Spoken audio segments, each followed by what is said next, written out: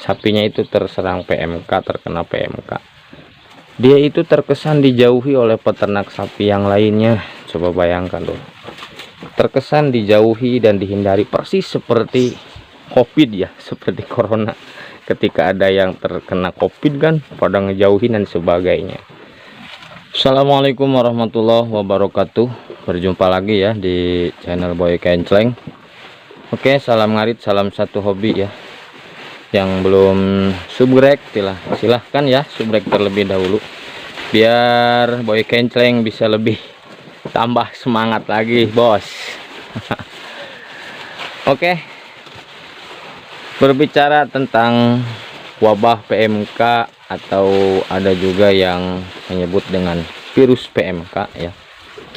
Tentu ketika ada berita menyebarnya wabah PMK di Indonesia, para peternak sapi khususnya yang berada di Indonesia itu semuanya merasa ketakutan dan ada rasa kekhawatiran, khawatir dan takut ternaknya atau sapinya terjangkit atau terserang ya. Tentu ini pasti ya, semua peternak sapi merasakan perasaan yang sama. Tapi yang lebih parahnya lagi menurut saya, yang lebih menakutkan dan justru terlebih menakut-nakuti juga ya, ini menurut saya, mohon maaf kalau ada salah, isu yang menyebar di masyarakat, mobil khususnya di peternak sapi, isu-isu yang belum tentu kebenarannya, isu-isu yang masih perlu dipertanyakan tentang fakta dan kebenarannya ya. Isu seperti apa? Seperti halnya ya, wabah PMK memang menular terhadap sapi-sapi yang lainnya dan ternak-ternak lainnya. Nah, cuma isu di sini ya, di daerah sini, di masyarakat luar biasa membuat peternak sapi dan masyarakat ketakutan. Isunya itu apa? Ketika ada sapi yang terkena PMK, terus lalu ada seseorang yang main ke kandangnya, megang sapinya, megang tambangnya, atau sekadar mendekatinya, itu bisa menular ke sapi yang lain apabila dia bersentuhan dengan sapi yang lain yang sehat. Nah, ini justru menurut saya beritanya gimana ya, mungkin bisa masuk juga ya. Makanya sebagian ini kan ada yang apa, menganjurkan setelah kita bersentuhan dengan sapi yang terserang PMK harus cuci tangan terlebih dahulu dan bersihkan badan ya. Alangkah indahnya juga, alangkah bagusnya, dan memang sangat dianjurkan. Takutnya ada virus-virus yang menempel di tangan atau di tubuh kita.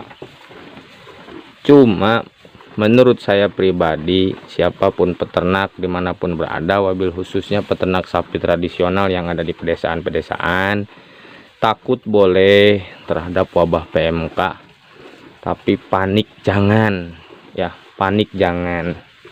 Takut boleh sehingga kita harus tetap waspada, dan panik jangan sehingga kita tetap tenang, jangan sampai gerasah gerusu. Dan yang lebih parahnya ini lagi nih lur, ketika ada salah satu peternak sapi, sapinya itu terserang PMK, terkena PMK, dia itu terkesan dijauhi oleh peternak sapi yang lainnya. Coba bayangkan loh, terkesan dijauhi dan dihindari, persis seperti COVID ya, seperti corona. Ketika ada yang terkena COVID kan pada ngejauhin dan sebagainya.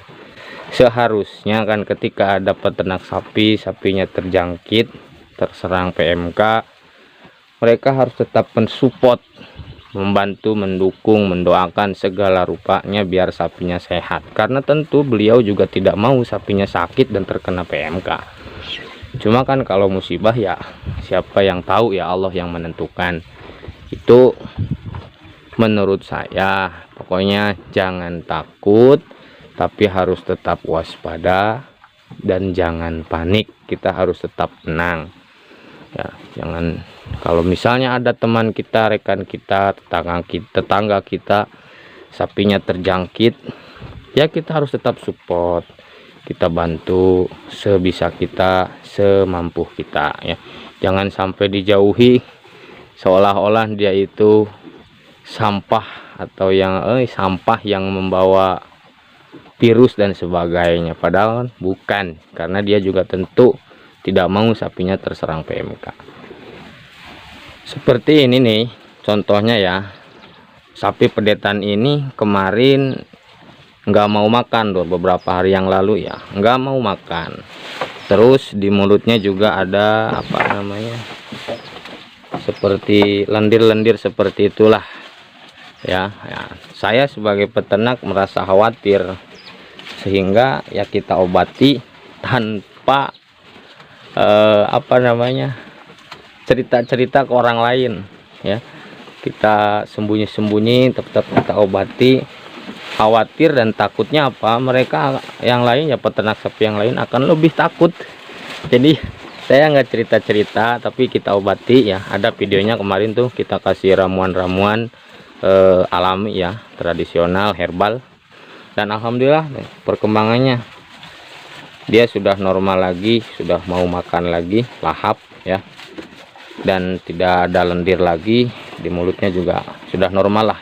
Memang kemarin agak khawatir ya, Soyo nggak mau makan, gitulah pokoknya, kekhawatiran dan ketakutan ya. Ini hanya sekedar cerita curhatan daerah sini ya, yang saya alami, yang saya ketahui di daerah sini khususnya. Itulah kejadiannya di saat maraknya wabah PMK. Jadi untuk solusinya kita harus tetap waspada, antisipasi, kita siapkan obat-obatan di kandang ya. Alangkah baiknya juga kita tanya untuk ke dokter hewan ya, resep-resepnya apa saja yang harus disiapkan dan obat apa aja yang harus disediakan. Juga kita lebih perhatikan lagi kebersihan kandangnya ya. Itu lur ya, semoga bermanfaat. Yang belum subrek silahkan subrek terlebih dahulu, dan yang sudah subrek terima kasih, semoga menjadi kebaikan. Dan salam silaturahmi, salam satu hobi, salam ngarit ya. Semoga bermanfaat ya lur. Intinya mudah-mudahan para peternak sapi dimanapun berada diberikan kesabaran, kekuatan, dan ternaknya, sapinya juga diberikan kesehatan dan dijauhkan dari segala penyakit, khususnya wabah PMK, penyakit mulut dan kuku ya. Amin ya robbal alamin lur. Oke, terima kasih yang sudah menonton. Sampai berjumpa lagi di video selanjutnya. Assalamualaikum warahmatullahi wabarakatuh.